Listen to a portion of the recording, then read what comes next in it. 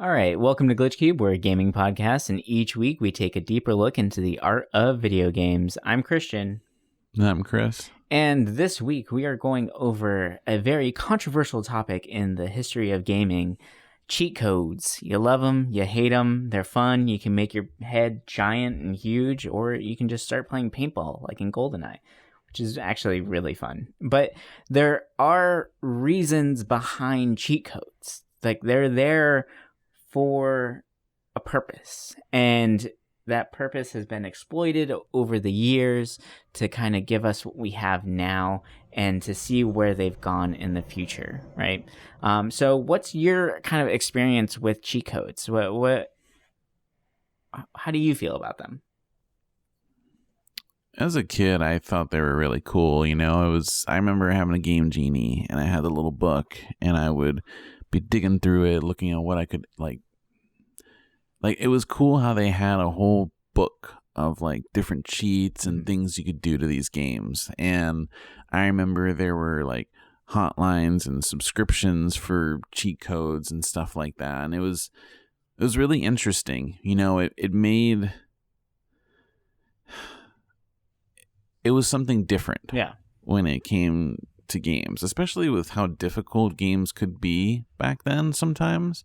It was cool being able to fire up one of these like Game Genie action replays and get infinite lives. Because, as a kid, there'd be sometimes games that were just too difficult for me, like Ghosts and Goblins and stuff like that. Oh, yeah. But once you do something to give you lives, it's like, oh, I can actually see the ending of this game. Yeah, and exactly. It was cool. I wouldn't resort to doing it first off. It would be something where if I actually had a lot of trouble, I would do it. Mm-hmm. And that's mostly with like Game Genie stuff. When it comes to like games that have like secret codes, it was always kind of fun. You look at Lion King, you do the debug mode, you get lives, it makes the game like tolerable. Right. And that game was strangely hard, but we've talked about that before. For being a kid game or something based on a Disney movie, that was a ridiculously hard game. Yeah. And it's cool, how the developers thought of putting these things in there. And I think it's interesting how people find them, too. Yeah. So, like, what's interesting to me, at least, about cheat codes is that their original purpose of them, right? Like, they were always something found, right? Mm-hmm. And back then when we were playing games, we didn't have internet or YouTube or, like, finding these weird glitches online on like how to hack the system and get easy money or whatever it may be, right? We waited until like things like Nintendo Power came out and they're like, oh, try this next time you play this game, right? Like it was a little bit more of like a found event. And when you found something, like it increased your experience of that game, right? And it just made it a little bit more interesting, and it felt more special in that kind of aspect, right? But when it comes to cheat codes, there is an actual reason why they were there to begin with. Like you mentioned with like having infinite lives or going into debug mode and being able to actually beat a game that was almost unbeatable, right? Think about this from a development standpoint, right? So let's say you're making Ghosts and Goblins. Okay, that game is just notoriously hard. Now, can you imagine how hard it would be for a developer to have to play through this game just to figure out if the loading screen to level 2 actually worked? Like, that is just outrageous. And how many times they have to go through it. And like, it just, like, how many times would they have to die just to get to that point? Because even for developers, they're making these games challenging, and it's still hard for them to even play them, right? Even though they're the ones designing the game. And having a backdoor or an easy way to get through these levels just to test out these things to make sure that it actually works the way it's supposed to, that's where these cheat codes kind of came from. They were the developers' backdoor to these games to allow them to actually debug and properly manage the assets that they're putting into the games and just figure out, did this actually work or not, right? So that's what they came from. And then people started kind of finding them because they weren't removed from the code. And a lot of times whenever you make games like this, and I can tell you from experience, there's a lot of scripts running in the background, right? Mm-hmm. And a lot of the times whenever games get pushed out there, if it doesn't break the game, you don't remove it because you just don't have infinite amount of hours to remove everything that's not necessary. Yep. So there's a lot of redundant code in games and systems that just is hidden from the player, that is just there because it just wasn't removed. It wasn't deleted because it didn't break anything. And there's always that fear of, if you did remove this, because it's intertwined with so many other aspects, that it actually might break something. So it's almost better to not remove it and just leave it in there, which then kind of gave us players our way into the idea of cheat codes and infinite lives, because someone cracked the system and figured out how to actually acquire these new skills. And once that came out and people started figuring out these things, that's whenever games started kind of evolving the idea of cheat codes and expanding on them to make them something more of like a player experience, rather than this is just a debug code or a debug script that we just didn't delete, right? Mm-hmm. And so that's where we get things like big head mode, or paintball in GoldenEye, like I mentioned before, like the fun cheats, the silly ones, because it's almost like you're finding out a new thing for this game that you already love, but it's not breaking anything, it doesn't hurt anything really, it's just adding to your own individual experience. And you have to really emphasize the idea of individual experience here. When cheat codes were big, the idea of like online multiplayer and all that wasn't there. That wasn't a thing. So if it just enhanced your experience individually, and it was centralized to just your console, your version of the game, it did no harm. It just made it more fun and maybe potentially more interesting for the people who did find it. But you can still have fun playing the game without these aspects, right? Yep. So that's kind of like a quick rundown on like the history of why cheat codes even exist.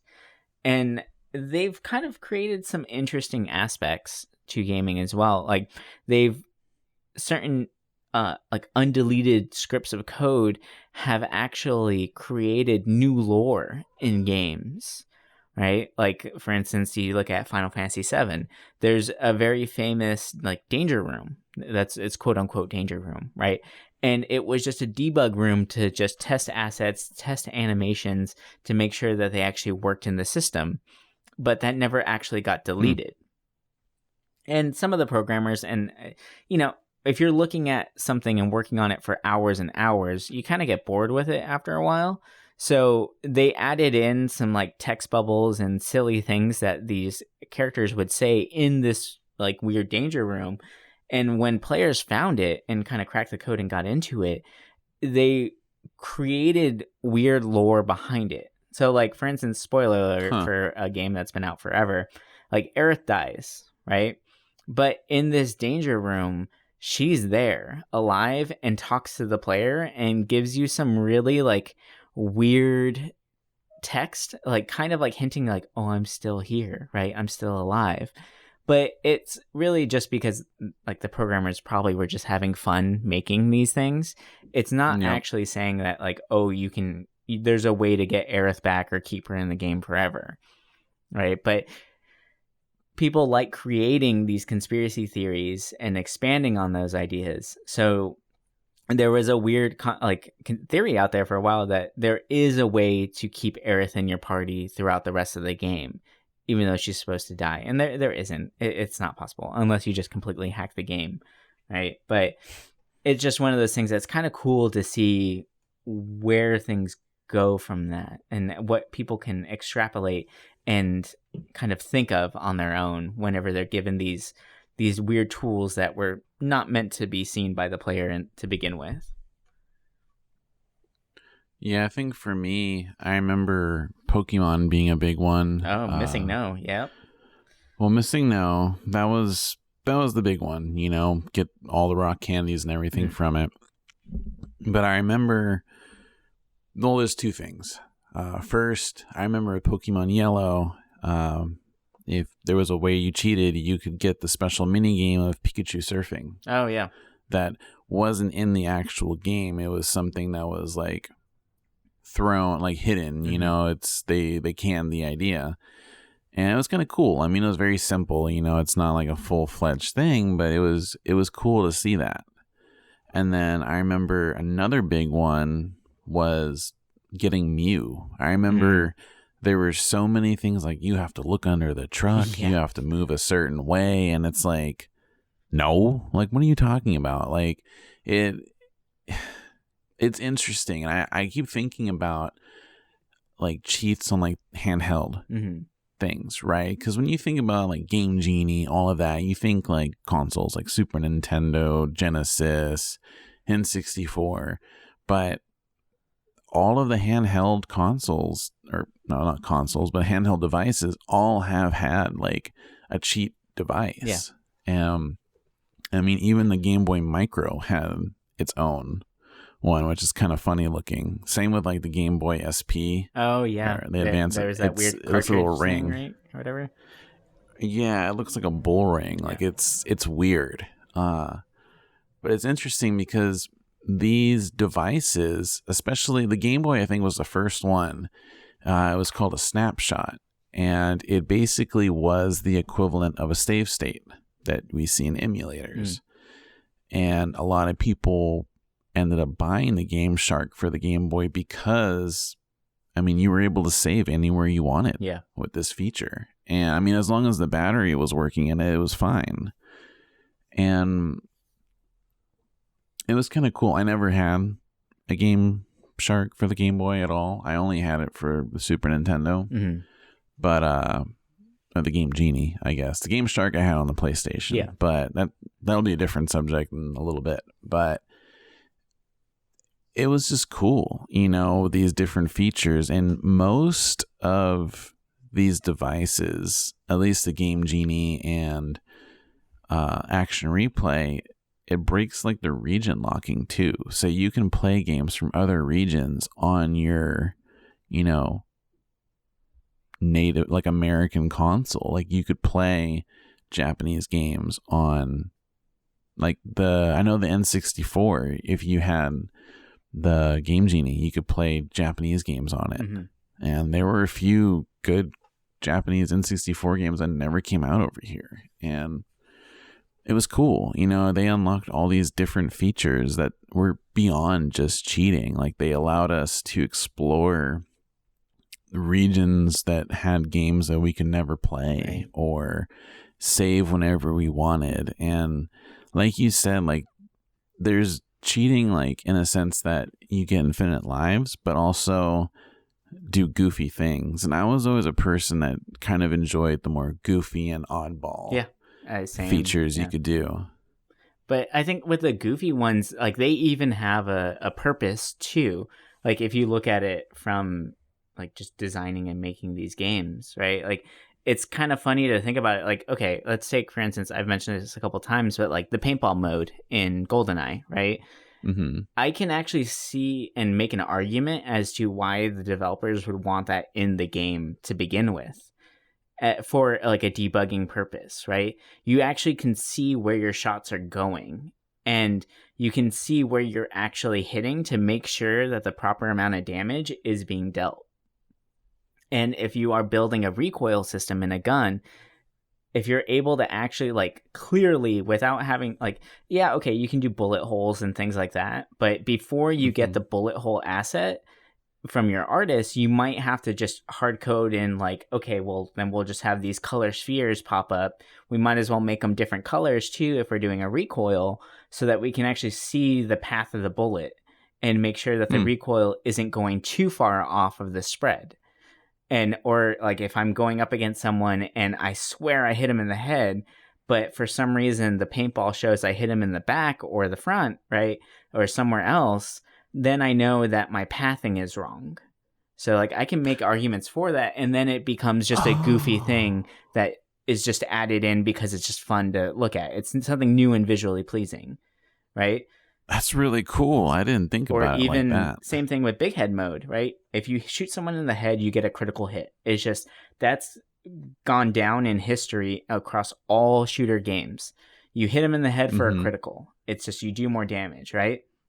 So why not make that target stupidly big just to test that theory and make sure it actually works, right?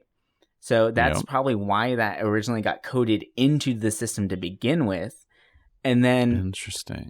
Then it just kind of became one of those things that it's funny to see, and it's goofy, and it just adds to the overall enjoyment. So why not leave it in, right? So I can make arguments for why those original cheat codes, those goofy cheat codes, were included in these game systems, and then they just kind of became kind of fun, because you can't be a programmer or game designer unless you have like a sense of humor. And like I mentioned before, you are going to be coding these things for hundreds of hours. And that gets really, really difficult to stay excited about it. So adding in something silly or stupid or like overly obvious makes it easier for you from a programming standpoint to then debug and figure out what's actually going on with these systems. And if it's just something silly and visual, then it's not going to break your game. So why would you delete it to begin with?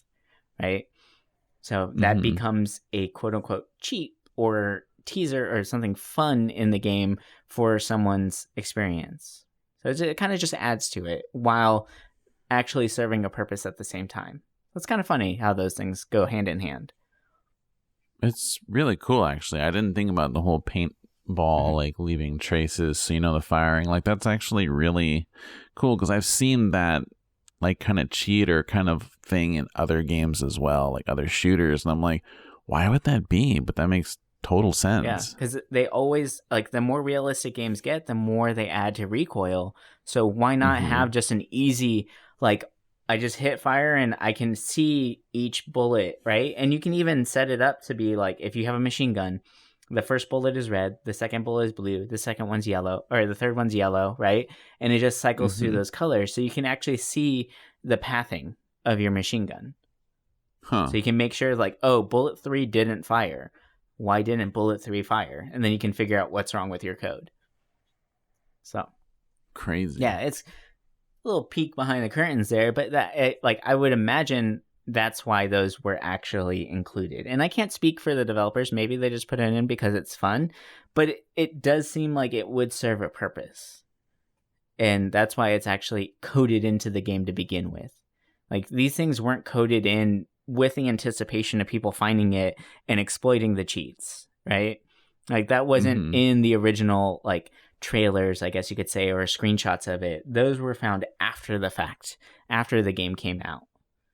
So, like, it's different. It's interesting, but it's something to kind of think about whenever you look at these older games that have that in there.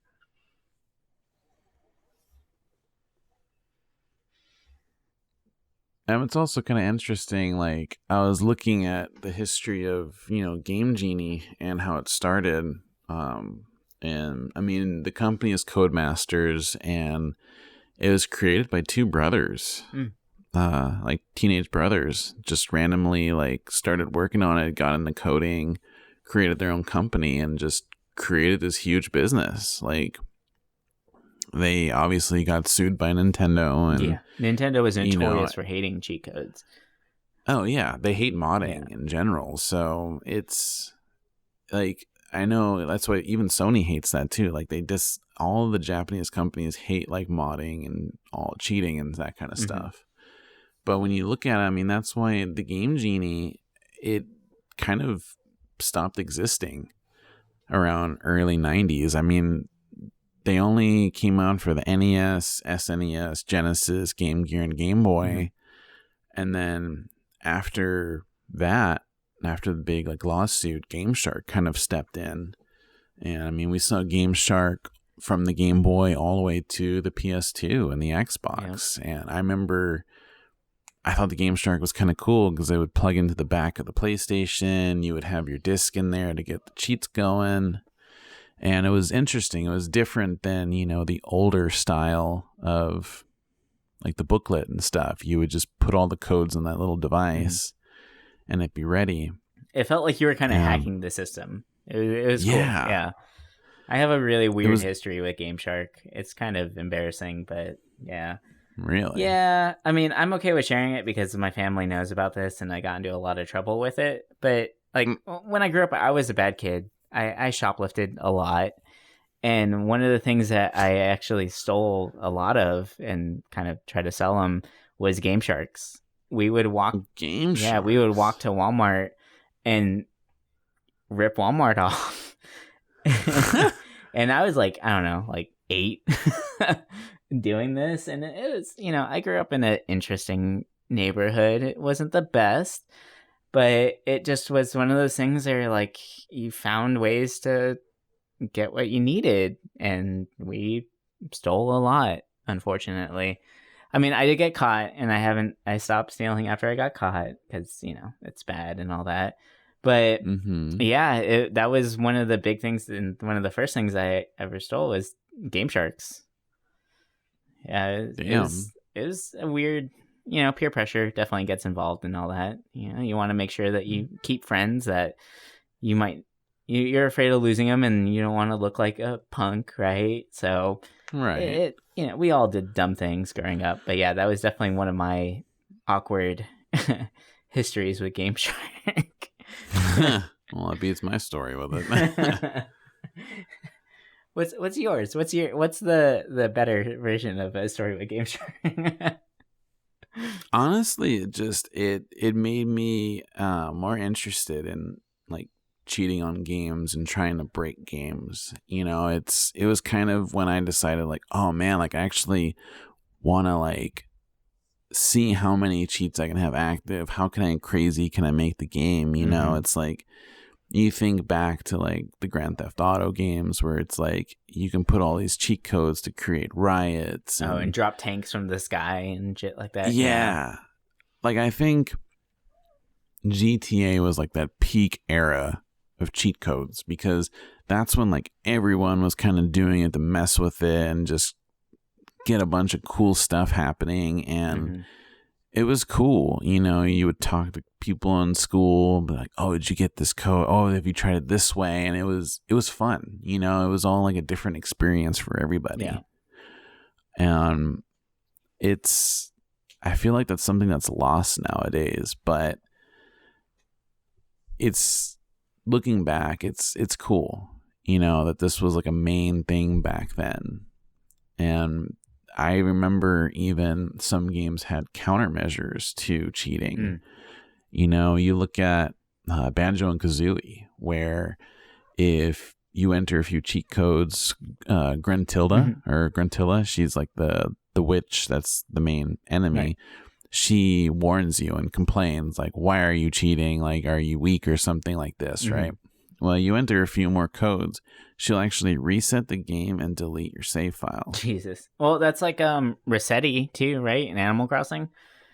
Oh yeah. Yeah, like if you mess with the time on Animal Crossing, which is a notorious thing that everyone does, time skipping, and it's still do it now. But Rossetti used to show up and call you out on it, and just like like you would get a scolding, a virtual scolding, for doing these things. Which is, I mean, it's funny to think about, but I feel like that's more of like a Nintendo thing to do. Not many games will actually call you out on it unless it's Nintendo, because they know what you're doing. Like it's exactly like they can code in every time. It's like, okay, if this combination gets put in, add a counter, right? If the counter reaches 3, that means that they put in 3 cheat codes. Well, now, okay, well, we make the player afraid to know that like we know what you're doing. Stop it. Right? Like you're breaking the game and this isn't the original intent. And like there's something to say for that. Like from an artist standpoint, yeah, you want to make sure that your original intent is showcased.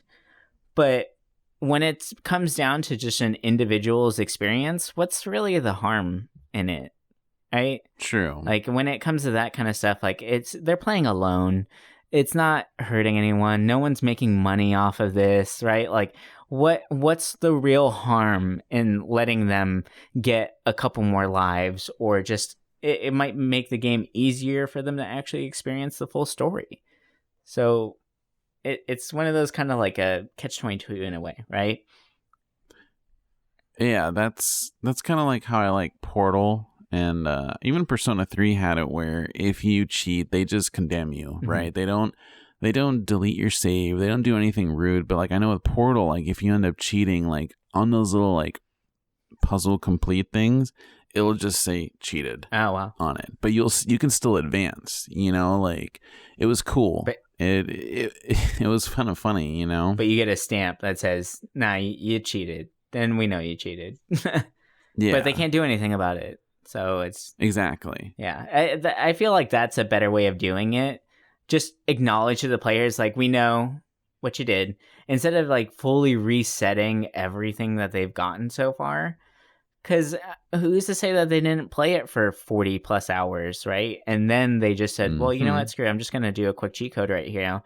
And then all of a sudden everything's deleted? That's harsh. It's a bit extreme. Yeah, that's a little much. Because that game did get pretty difficult at times. Yeah, exactly. So, I mean, and like I said, what's the harm? Who's it hurting? Nobody. And they get to actually advance the story. Maybe they weren't able to figure it out on their own accord. Like, so would the developer rather them just get stuck and not figure it out and not actually see all the work that they put into it? Like, to me, that seems kind of silly. But for newer games, I kind of see the reason why you would want to hinder cheating. Oh, yeah. Well, because there's more of a group setting to it, right? It's no longer just the individual experience. There's a group experience. So any cheaters or hackers in like a multiplayer game, then that gets annoying, right? If you're playing a shooter game and someone's hacking so that they can't get hit or whatever, or invulnerable, aimbot, exactly, like that's no fun anymore. That ruins the fun of the game because it's multiple people being involved in this situation. So I mean, for me, cheat codes they're fun, but if you start actually affecting someone else's experience, then there's a problem. Oh, yeah. Yeah. I think for modern games, a big reason why people don't do cheats as often as all these people that care about are achievements and trophies. Like, yeah, a lot of games now, if you do it, it disables it, which is understandable, It is kind of interesting. Some games don't disable it, like the new Tony Hawk game. You're able to use the cheats, except for like the competitions that you have to do. But every other trophy you can get by cheating. And it's interesting because, most other games usually block that. And even if you save while you have a cheat enabled, sometimes it'll keep everything blocked, which sucks. Oh, wow. Yeah. But it makes it so it's like you want to beat the game. Like if you're a completionist, you want to beat the game, do everything, and then play with cheats. And that's ever since that's what cheat codes became, like trophy blocking and stuff. I've always messed with them after I beat a game, if I can go back and play around. It's because you've already gone through it. You've already put in the time, so why not just go through it again, but have like a sped up experience of it, right? Like you've proved that you can do it, so I see no problem with that, right? And I wanted to see how the developers intended it, and then after that, I can goof around. You know, because you enjoyed the game so much, you want to continue playing, but you might not want to grind anymore. You just want to actually get to content. Yeah, see, there's no problem with that. But it's funny how like cheat codes have become so so critical in gaming now, where it's even like, I mean, the Konami code is so well known by everybody that it's even shown in other forms of media, like movies and shows and stuff like that. Up, down, down, left, right, BA, start. Like that's ingrained in our minds forever. And it's just one of those funny things that even people who aren't gamers know the Konami code. And so it's there's something to cheat codes. They are crucial to games and the development of games, because I feel like it gave children or like players the excitement of learning more about games, and I feel like it actually taught people how to code in a sense, right? Because you started actually looking at these things. And I mean, like a more modern version of it right now would be Minecraft. Oh, right. Minecraft that's mods. the way of looking at it. that so many people, so many kids that probably would have never thought of computer science as a potential career path for them. Maybe they were always, like they didn't do so great in school for some reason or whatever it may be. They actually learned how to code Java through Minecraft mods. And that's awesome. Like that's a really cool thing to be able to give to this new future generation of players and designers. So, like, I feel like cheat codes are essential. Like it's, and I think it might need a rebranding in a sense, right? Cheat code seems a little harsh. Like, oh, you're a cheater, right? Like then all of a sudden, like Joey Greco is gonna pop out and call you out, and then get stabbed on a boat or something like that, right? Like, like that kind of stuff. Like it just needs a different word. Because it's not cheating anymore. It's, I guess, enhancing maybe might be better. Like, modding is good. Like, instead of just calling them cheat codes, just call them mods. Because that's what you're doing. You're modifying your player experience. And if it doesn't mess with other people's experience, then go for it, have fun, break the code, figure out what it means, and just learn from it. And maybe you'll find something that you actually enjoy that you never thought that you would be interested in, like computer science. Yeah, I think that's what the modern day like cheating is really just modding, and most of the time mods nowadays aren't really like modding 100 lives to use. It's modding in like cool extras that weren't even in it before. But I mean, modding that, oh man, we can do a whole episode on that too. Yeah. Like I love mods in games, but I think one thing that's interesting is that I remember with Warzone, if you got caught cheating every so often, you would end up matchmaking with other cheaters. Oh, that's clever. So they had it where, these people could still play, but they would just be teamed up against other people using aimbot and hacking and all that kind of stuff. So that way, at least the experience is equaled out, right? The players who don't want to use hacks or cheats, they can still play and enjoy because they're going to be paired up with people who aren't hacking. That's clever. That's actually a really good way of handling that, because it's an easy thing to find out if someone's actually doing it. Oh, yeah. So why not just say like, okay, this is going to happen, accept it. Like that stuff is going to happen. So just figure out a way to deal with it instead of punishing people for doing it. And actually, that's a really clever way of doing it with Warzone, is pair people up who are modders or cheaters with other modders and cheaters, so that the experience levels always match. That's really clever. Yeah, it's something different. Yeah. I like that. I was kind of looking at the history because I wanted to see, like, these like cheat devices, like if they still exist or anything. Like I know obviously consoles change. Like you're not gonna find a Gameshark for a PlayStation 4, but I did a little research and it was interesting. Like I was looking at Action Replay and I didn't realize like these devices went all the way back to the Commodore era, like early PC. Oh, wow. They were like little plugins you put in, and it was interesting. Like they look really old, but it was cool seeing that it went all the way back then. Mm-hmm.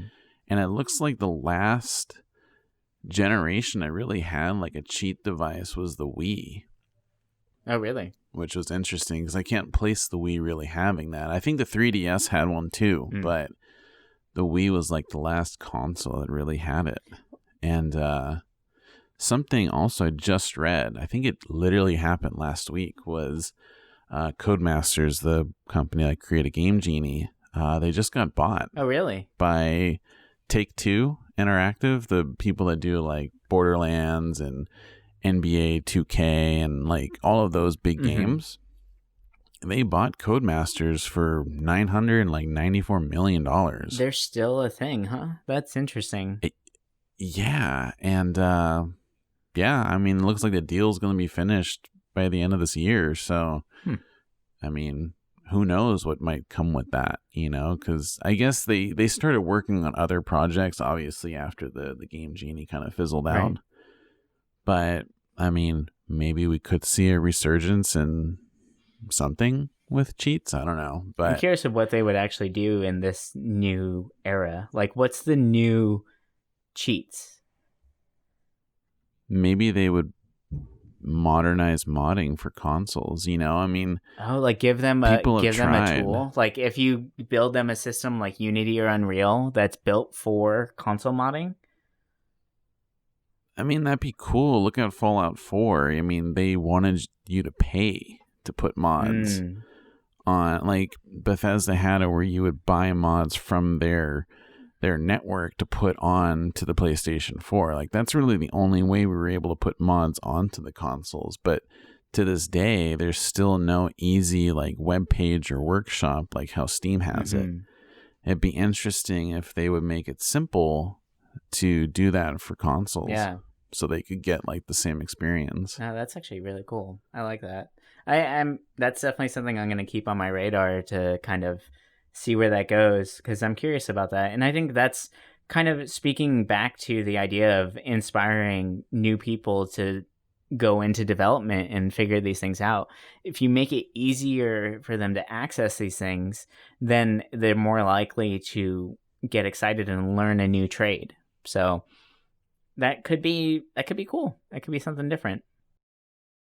All right, so that's going to do it for us today. That was our little conversation on cheat codes or modding, I guess, but we might have another episode coming up more specifically on modding and the modding community, because that's such a big topic now, and it's kind of the evolution of this one. So look out for a part 2. That might be what we kind of set in store next. And with that, I think it is that time once again at the end of our episode. It's question time. So what do we got for them this week, Chris? What was your favorite cheat code growing up? Ooh. Or game altering thing you could do? It doesn't have to be like a code you entered, but any kind of way that you messed with the game, like just let us know. I'm curious, because there's so many out there, and it's like so many goofy things you can do in all these games. It's fun to like see them and look them up and stuff. Yeah. Awesome. So I'm going to shout out once again our lovely audience. Thank you very much for listening. Be sure to pass it along to a friend. Let them know. We're kind of growing right now, and this is great. This is really fun, and it's been really fun for us together. So if you guys haven't already, join the Discord channel. Join in the conversation. We're going to start being a little bit more active on that one by dropping in some of these questions for you guys. And if you have any ideas for episodes that you would be curious about, or topics that you want to hear us talk about, then please reach out to us. And yeah, thank you once again for all your time of listening. Thank you for your support.